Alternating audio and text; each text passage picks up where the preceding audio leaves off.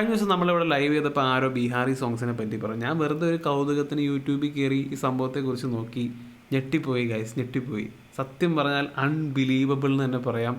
അതുപോലെയാണ് അതിൻ്റെ വ്യൂസും. അതുപോലെ തന്നെ ഒരു വീഡിയോ ഇട്ട് കഴിയുമ്പോൾ അതിന് വരുന്ന നിമിഷ നേരങ്ങൾ കൊണ്ടാണ് അതിന് മില്യൺ വ്യൂസൊക്കെ വരുന്നത്.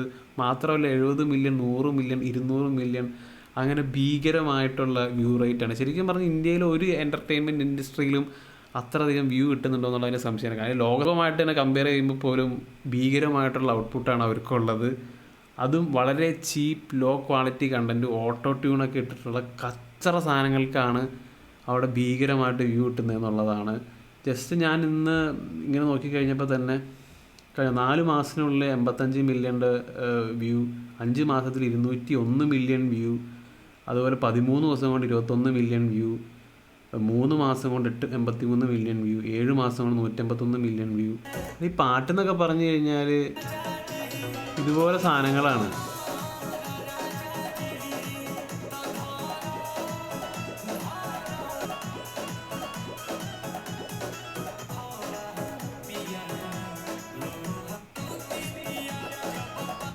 ഇത് കേൾക്കുമ്പോൾ തന്നെ ഇവിടം വരെ നമുക്ക് പാൻ മസാലയുടെ മണമാണ് മൂക്കിലടിക്കുന്നത്. അതുപോലെ ഐറ്റംസ്.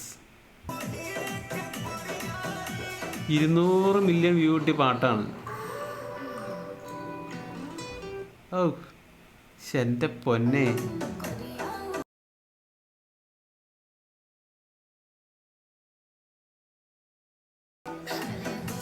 ഈ അളിനെ എന്താ അവിടുത്തെ പ്രഭാസമാണെന്ന് തോന്നുന്നു. അവിടുത്തെ എന്തോ സൂപ്പർ സ്റ്റാറാണ് ഈ ചങ്ങാതി. അപ്പോൾ അങ്ങനെ 200 മില്യൺ ഒന്ന് ആലോചിച്ച് നോക്കി. ഈ പാട്ടൊക്കെ ഉണ്ടാക്കാനായിട്ട് എത്ര രൂപ ചിലവുണ്ടാവും? എനിക്ക് തോന്നണം കൂടിപ്പോയി കഴിഞ്ഞാൽ ഒരു 10 ലക്ഷം, 10-15 ലക്ഷം. ഇനിയിപ്പോൾ സ്റ്റാഴ്സൊക്കെയാണ് ചിലപ്പോൾ അവർ ചിലപ്പോൾ കുറേ പൈസ മേടിക്കണം. എന്നാലും ഇതിൻ്റെ ഒരു പ്രൊഡക്ഷൻ അല്ലെങ്കിൽ അതിൻ്റെ ഒരു ഉണ്ടാക്കിയെടുക്കാനുള്ള ചിലവെന്ന് പറഞ്ഞാൽ മാക്സിമം ഒരു 10 ലക്ഷം എനിക്ക് തോന്നുന്നുള്ളൂ. കാരണം 2 ആൾക്കാരുള്ളൂ സെറ്റ് എന്നൊക്കെ പറഞ്ഞു കഴിഞ്ഞാലും എല്ലാം കൂടി കൂട്ടി കഴിയുമ്പോൾ. പക്ഷേ ഇതിൻ്റെ 200 മില്യൺ, 1 മില്യൺ 50,000 രൂപ വെച്ച് മിനിമം കണക്കാക്കാം. 50,000 രൂപ വെച്ച് കിട്ടുമെങ്കിൽ 200 മില്യൺ എന്ന് പറഞ്ഞാൽ എത്ര രൂപയായി? 50,000, 1 കോടി രൂപ. 1 കോടി രൂപയെങ്കിലും ചിലപ്പോൾ ഈ പാർട്ടിയിൽ നിന്ന് അവർ കിട്ടിയിട്ടുണ്ടാവും. എന്തായാലേ 10-15 ലക്ഷം രൂപ മുടക്കുക, 1 കോടി രൂപ ഉണ്ടാക്കുക. വാവ്, ദിസ് ഈസ് ബിസിനസ്. ഇതാണ് ബിസിനസ്. എന്നാണ് ആരാണ്ട് ചോദിച്ചിട്ടും തുടങ്ങാൻ പറ്റിയ നല്ല ബിസിനസ്. എനിക്ക് തോന്നുന്നത് നല്ലൊരു പരിപാടിയാണ് ഗൈസ് ഇത്. ഈ സാധനമൊക്കെ ഇവിടെയാണല്ലോ ചെയ്യാവുന്നുള്ളൂ. ഓട്ടോ ട്യൂണൊക്കെ വെച്ച് കുറച്ച് ഭോജ്പുരി പാട്ട്. അതും ഞാനതിനെക്കുറിച്ച് കൂടുതൽ നോക്കിക്കഴിഞ്ഞപ്പോൾ വൾഗർ മീനിങ്സും ഡബിൾ മീനിങ് ഒക്കെയുള്ള സാധനങ്ങളാണ്. ഇതൊക്കെ ഇവിടെയുള്ള മച്ചാന്മാർക്കൊക്കെ സുഖമായിട്ട് ചെയ്യാവുന്നേ ഉള്ളൂ. ശരിക്കും പറഞ്ഞാൽ നല്ല ഒരു മാർക്കറ്റാണ്, അൺടാപ്ഡ് മാർക്കറ്റ് എന്ന് തന്നെ പറയാം. അങ്ങനെ ഒരു ഏരിയയാണ് ഭോജ്പുരി സോങ്സ്. ജിയോൻ്റെ ഏറ്റവും കൂടുതൽ ലാഭം കിട്ടിയ ഒരു ടീംസ് എന്ന് പറഞ്ഞാൽ ഇതായിരിക്കും.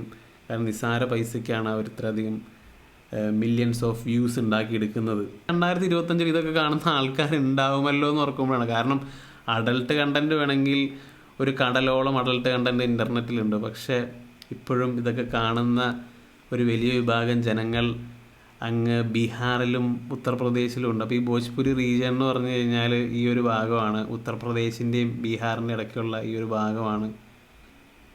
അപ്പോൾ ആ ഒരു ആൾക്കാരാണ് ഇത്രയധികം വൈറൽ കണ്ടൻറ്റും വൈറൽ വീഡിയോസൊക്കെ കാണുന്നത്. എനിക്ക് തോന്നുന്നത് ശരിക്കും പുഷ്പ 2 ഒക്കെ ഇങ്ങനെ ഒരു ഓഡിയൻസിനെ കൂടി ലക്ഷ്യം വെച്ച് ചെയ്തതാണ്. ഇപ്പോൾ നമുക്കറിയാം ആ പടത്തിൽ രശ്മികയുടെ ക്യാരക്ടറിന് ഇച്ചിരി ഫീലിങ്സ് കൂടുതലാണ്. അതുപോലെ തന്നെ ഇവരുടെ പാട്ടുകളിലേക്ക് നോക്കിക്കഴിഞ്ഞാലും ഫീമെയിൽ ക്യാരക്ടറിനൊക്കെ ഭയങ്കര ഫീലിങ്സ് കൂടുതലാണ്. അപ്പോൾ അങ്ങനെ ഒരു ആൾക്കാരെ കേറ്റർ ചെയ്തിട്ട്, അല്ലെങ്കിൽ അങ്ങനെ ഒരു ആൾക്കാരെയും കൂടി ലക്ഷ്യം വെച്ചിട്ടാണ് അവർ ആ സിനിമ ചെയ്തതെന്ന് തോന്നുന്നു. അപ്പോൾ അൾട്ടിമേറ്റ്ലി നമുക്കറിയാം ബോളിവുഡ് സിനിമകളൊക്കെ ഹൈ ക്ലാസ് ആ ഒരു ലെവലിലുള്ള പാരലൽ യൂണിവേഴ്സിലാണ് അവർ ജീവിക്കുന്നത്. പക്ഷേ ഇങ്ങോട്ടേക്ക് വന്നു കഴിയുമ്പോൾ അവർ വളരെ സാധാരണക്കാരായിട്ടുള്ള നോർത്ത് ഇന്ത്യൻസിനെയാണ് അവർ ടാർഗറ്റ് ചെയ്തത്. ചാപ്രി എന്ന് പറയുമെങ്കിലും അവിടെയാണ് അല്ലു അർജുനെ സമ്മതിച്ചു കൊടുക്കേണ്ടത്. കാരണം പുള്ളി ഒരു വളരെ റിച്ച് ആയിട്ടുള്ള, വളരെ ഇൻഫ്ലുവൻഷ്യൽ ആയിട്ടുള്ളൊരു ഫാമിലി ജനിച്ച ഒരാളാണ്. പക്ഷേ അദ്ദേഹത്തിന് ഈ സോ കോൾഡ് ചാപ്രി ക്യാരക്ടർ ആവാനും ഇങ്ങനെയുള്ള ആൾക്കാരെ റിലേറ്റ് ചെയ്യാനും സാധിക്കുന്നു എന്നുള്ളതാണ്. അതാണ് ആ ഒരു ആക്ടറിൻ്റെ മിടുക്ക്. So what do you guys think? എന്താണ് നിങ്ങൾക്ക് ഇതിനെപ്പറ്റിയുള്ള അഭിപ്രായം എന്നുള്ള കാര്യം തീർച്ചയായും കമൻ്റായിട്ടിടുക. I will see you on the next one.